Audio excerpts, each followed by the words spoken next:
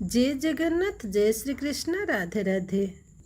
पवित्र कार्तिक मासर समस्त को अनेक अनेक शुभेच्छा, शुभकामना, अभिनंदन और नमस्कार।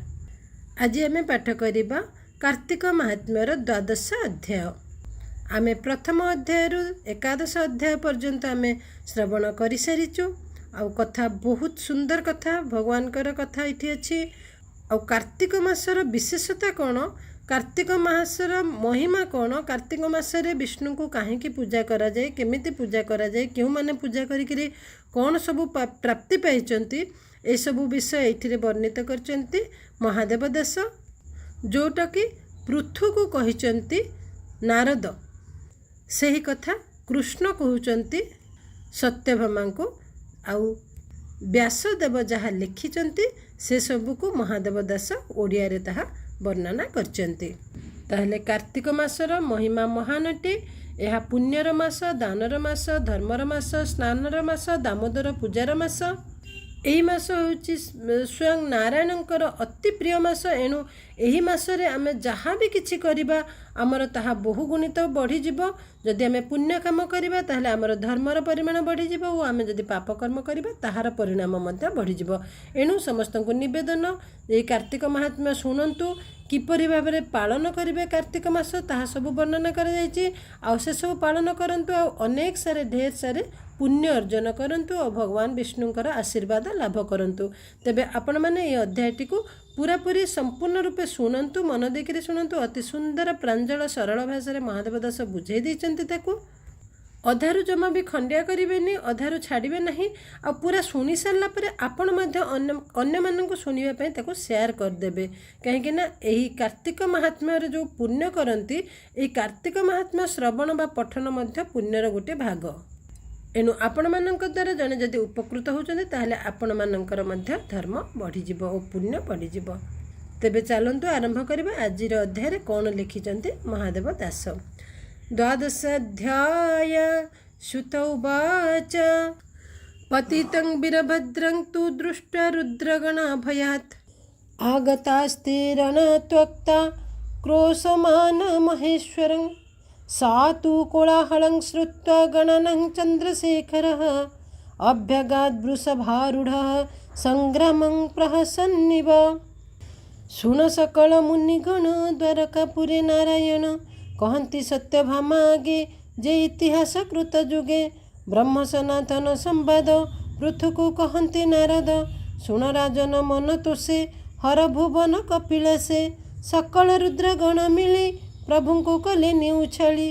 गजबदन गणेश्वर सम्मुखे जोड़ी बेनिकर। ईश्वर मुख चाहि भणी बोलती शुण शूल पाणी। दैत्यर रणे जेते रीति आगे देखिला पशुपति। पड़िला वीरभद्र रणे आंभ समाने एक जणे। तार संगते बल जेते संख्या नहिले मले केते। से चिंता कहीं नाही तुम्भे मने तांडव नृत्य अवधानी। ए तुम्भ केउ प्रभुपण आपना हानि न प्रमाण। एही प्रकारे कले कार्य काहाको पूजिब लाज। ए तुम्भ शत्रु जलंधर रणे जिणिले सुरनर। जगतनाथ चक्रपाणी ताहांकु नेला रणे जिणी। रखिला नहीं निजपुरे ए बड़ कर्म त्रिलोकरे। एबे आंभर शत्रुपणे युद्ध करुछि अकारणे। तुम्भे ताहांकु न जिणिले संसार न रहिब भले। एथकु हुओ सावधान देवंक दुख मने घेन। एमंत गणेश बचने से विश्वनाथ अवधाने। बोलती शुण सर्वगणे आज देखिब तुम्भे रणे। मारिबी दुर्वृत्त बदयित से जलंधर सिंधुसुत। तार निधन जेबे नहीं मोर सदने कार्य नहीं। एमंत बोली देव काशी कपिला सुत पृष्ठे बसी। युद्ध को होइले बाहर ज्योति विराजे दिनकर। पंचबदन त्रिलोचन जेन्हे प्रचंड हुतासन। जटा मुकुट सप्तफणी ललाट शिखे निशामणि। कन्या कुंडल कंठे हार सुवर्ण सूत्रे नरशिर। जे जन शिव आश्रय करे ताशिर हर हृद धरे। भूत भुजंग गण साजे 10 आयुध 10 भुजे। कांड कोदंड चक्रकाति त्रिशूल पिनाक सकति। झड़ग परशु मुद्गर प्रचंड ज्योति परखर। धवल तनु ज्योतिराजे श्वेत वृषभ परे विजे। शिव जेमंते अंतरिक्ष ବାଜେ ଡମ୍ବରୁ ନବଲକ୍ଷ ତା ଦେଖି ରୁଦ୍ର ଗଣେ ଧାଇଁ ପ୍ରଳୟ ଅଗ୍ନି ପ୍ରାୟ ହୋଇ ସିଂହା ଉପାଙ୍ଗ ଶଙ୍ଖଧ୍ୱନି ଶବଦେ ପୁରିଲା ମେଦିନୀ ଶୁଣି ଅସୁର ବଳ କମ୍ପେ ଶବଦ ସିଂହ ପ୍ରାୟ ଝାମ୍ପେ ବନ ପଶୁଙ୍କ ପ୍ରାୟ ହୋଇ ଦୈତ୍ୟକୁ ବୁଦ୍ଧି ନ ଦିଶଇ ମନ୍ତ୍ରୀ ବିହୀନ ଚିନ୍ତା କୂଳେ ଭାଳୁଥିଲା ଯେ ଦୈତ୍ୟ ବଳେ ଏମନ୍ତ କାଳେ ଶିବଗଣ ପ୍ରବେଶ ହେଲେ ରଣସ୍ଥାନ ଶିବଙ୍କୁ ଦେଖି ଜଳନ୍ଧର ଭୟ କମ୍ପାଇ ଥରହର କାର୍ତ୍ତିକ ବ୍ରତୀ ଦେଖି ପାପ କେନେ ହୁଅଇ ହୃଦ କମ୍ପ ତେନେ ଅସୁର ଭୟ କରି ପୁଣି କ୍ଷତ୍ରିୟ ଗୁଣ ଧରି ରଥ ଆରୋହୀ ଧାତିକାରେ ଧନୁ ନାରାଜ ଧରି କରି ଯୁଦ୍ଧେ ହୋଇଲେ ଆଗୁସାର ସାରଥି ସିଙ୍ଗିକା କୁମର ତା ଦେଖି ଦୈତ୍ୟ ବଳ ପଛେ ଲାଗିଲେ ସିନ୍ଧୁପତି କଛେ ନାନା ଆୟୁଧ করে ଧରି ଦୈତ୍ୟ ଧାଇଁଲେ ଦିଗପୁରୀ ବାଜଇ ଟମକ ନିଶାଣ ଦୈତ୍ୟ ଭେଟିଲେ ଶିବଗଣ ଧନୁ ଆକର୍ଷି ଶର ବିନ୍ଧି ଆବୋରି ଏକ ଏକେ ବାଦି ଶୁଣ ରାଜନ ବିଷ୍ଣୁ ଲୀଳା ସେ ଯାହା ତୁଲେ ଯୁଦ୍ଧ କଲା ତାହା କରିବା ଏକେ ଏକେ ଶମ୍ଭୁ ଆବୋରି ତ୍ରିଅମ୍ବକେ ଯୁଦ୍ଧ କରନ୍ତି ଅନର୍ଯାପ ସରସବଦେ ସପ୍ତଦ୍ୱୀପ ଚମକି ହୁଏ ଟଳମଳ ସ୍ୱର୍ଗେ କମ୍ପନ୍ତି ଦିଗପାଳ ନିଶମ୍ଭୁ ତୁଲେ ଗଣପତି ବାଣ ବିନ୍ଧନ୍ତି ପ୍ରତି ପ୍ରତି କାର୍ତ୍ତିକ ସଙ୍ଗେ ଜଳନ୍ଧର ଯୁଦ୍ଧ କରାଇ ଅଗୋଚର ବାଣ ବିନ୍ଧନ୍ତି କୋଟି କୋଟି ବତସେ ଜେନେ ଜଳବୃଷ୍ଟି କାଳ ନୌମି ମହାକାଳ ଭୀମକ ତୁଲେ ବାସକଳ ଏ ଚାରି କ୍ଷେତ୍ରୀ ମାଲ ଯୁଦ୍ଧେ ପଡ଼ି ଗଡ଼ନ୍ତି ରଣ ମଧ୍ୟ ହେତି ପ୍ରହେତି ବୀରବେନି ଯୁଦ୍ଧ କରନ୍ତି ଶିଳାଖେନି ପ୍ରହେତି ନନ୍ଦୀ ଯୁଦ୍ଧ କଥା କହିଲେ ନ ସରିବ ପୋଥା ଏମନ୍ତେ ଏକ ଏକ ରଣ ନିର୍ଘାତ ପ୍ରାୟ ଶୁଭେ ବାଣ ଯୁଦ୍ଧ କରନ୍ତି ଅହର୍ନିଶି ଉଭୟ ଥାଟେ ମିଶାମିଶି ରଣେ ପଡ଼ିଲେ ଅନୁକ୍ଷଣେ ଚକ୍ର କୁଠାର ତୀକ୍ଷ୍ଣ ବାଣେ ଶସ୍ତ୍ର ବିଘାତେ ଶିର ଛିଡ଼ି କିଂସୁକ ପୁଷ୍ପ ପ୍ରାୟ ଝଡ଼ି କବନ୍ଧ କୋଟି କୋଟି ନାଚେ ମଡ଼ା ଗଡ଼ନ୍ତି ଅତି ଘଞ୍ଚେ ରଥ ମାତଙ୍ଗ ଖର ବାଜି ନିତ୍ୟ ପଡ଼ନ୍ତି ରଣେ ଗର୍ଜି ଧରଣୀ ଦିଶେ ରଙ୍ଗ ବର୍ଣ୍ଣ ସରେ ପୀଡ଼ିତ ମହାଶୂନ୍ୟ ରଣେ ଈଶ୍ୱର କୋପ ମୂର୍ତ୍ତି ଯୁଗାନ୍ତେ କାଳ ଜହ୍ନେ ଜ୍ୟୋତି ସେହି ସ୍ୱରୂପେ ତ୍ରିପୁରାରୀ ରଣେ ଅସୁର ବଳ ମାରି ଶୂଳ ପ୍ରହାରେ ଶୁମ୍ଭ ରଥ ଭାଙ୍ଗି ହୋଇଲା ଖଣ୍ଡ ସାତ ବିରଥୀ ହୋଇ ମହାବୀର ଶିବ ଛାମୁରୁ ହେଲା ଦୂର ସେ ଶୂଳ ପିଟି ଉମାକାନ୍ତ ଖଡ଼୍ଗେ ରୋମକୁ କଲେ ହତ ବଳହ ଦୈତ୍ୟ କେଶ ଧରି ପରିଘା ଘେନି ତାକୁ ମାରି ତା ସଙ୍ଗେ 10 ଲକ୍ଷ ରଥୀ ବୃଷଭ ପକାଇଲା ମନ୍ଥି ଅୟୁତେ ଅଶ୍ୱ କୋଟି ମତ୍ତା ପଦାତି ନ ଗଲା ଗଣିତା ଅସୁର ନାମ ମହାବଳୀ ତାକୁ ବଦନେ ଠେସି ତୋଳି ପକାଇ ଦେଲା ଅନ୍ତରାଳେ ସିଂହ ପାତିଲା ନେଇ ତଳେ ପଡ଼ି ଅସୁର ହୃଦୟ ଫୁଟି ପୁଣି ବୃଷଭ ମୁଖ ଛାଟି ପକାଇ ଦେଲା ଅତି ବେଗେ ଦୈତ୍ୟ ପଡ଼ିଲା ସିନ୍ଧୁ ଭାଗେ ତା ଦେଖି ଜଳନ୍ଧର ଚିତ୍ତେ ଭୟ ଭାଳଇ ଅନ୍ତର୍ଗତେ ଏ ମହାଦେବ ବିଶ୍ୱନାଥେ ମୋର ମରଣ ଏହା ହାତେ ନିଶ୍ଚୟ ସଞ୍ଚିଲା ଦଇବ କିଏ ଏହା ଅନ୍ୟଥା କରିବ ଯେ ପ୍ରତି ଆଶେ କଲି ଏହା ଲଭିତ ନ ପାରିଲି ତାହା ଯେବେ ପାର୍ବତୀ ରୂପ ଦେଖି ତେବେ ସେ ଏ ଜନମ ସୁଖୀ ମାୟାରେ କରିବି ଉପାୟ ଧରିବି ସଦାନନ୍ଦ କାଏ ଯିବି ଗୌରୀ ସନ୍ନିଧିକୁ ବିଶ୍ୱାସେ ହରିବି ତାହାକୁ ତେବେ ଲଭିବି ସର୍ବଜୟ ମୃତ୍ୟୁକୁ ନାହିଁ ମୋର ଭୟ ଏତେ ବିଚାରି ଦୁଷ୍ଟମତି ମିଳିଲା ଶୁମ୍ଭ ଦୈତ୍ୟ କତି ତାକୁ ବୋଇଲା ପ୍ରୀତିପଣେ ଯୁଦ୍ଧ ସମ୍ଭାଳି ଥାଅ କ୍ଷଣେ ମୁଁ ଯାଇ ଆସିବି ତୁରିତେ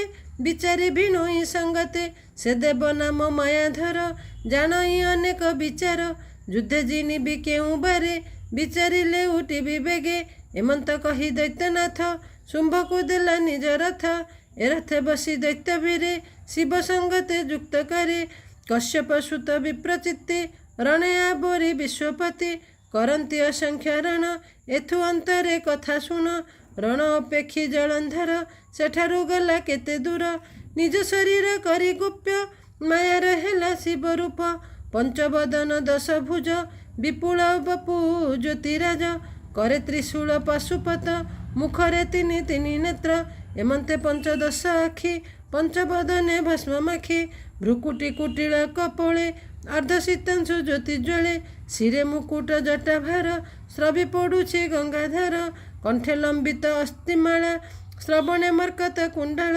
श्वेतवृषभ पृष्ठयोगे गमन कपिलास मार्गे विविध रत्न मणि खंचे वृषभ मंडी अच्छी संचे सुवर्ण सिंह शिखे हीरा रत्न मुकुट मणि चोरा कपोले सोहे सुन चंद मध्य माणिक अरविंद घागुड़ी घंटी घंट माळे लंबी पड़ी बक्षस्थले पादे नुपुर चारि साजे चालते ऋणु झुणु बाजे पाटर केश नेत बुझी पारिजातक फूल फुली सुवर्ण कौड़ी सुरेखे दर्पण पंती बेनी पाखे श्वेत चामर प्राय सुखे हर वृषभ उपलक्षे तार उपरे जलंधर जानी प्रत्यक्ष वेदहर सधीरे विजे लीला गति किन्नरी वृंदे बेड़ी अपूर्व बेश नवरंगे नृत्य करती अंग भंगे गंभीरताने गीत स्वरे मंगल जय शंखपुरे ताल मृदंग जत्न रत्पा एमंते करुछंती सेवा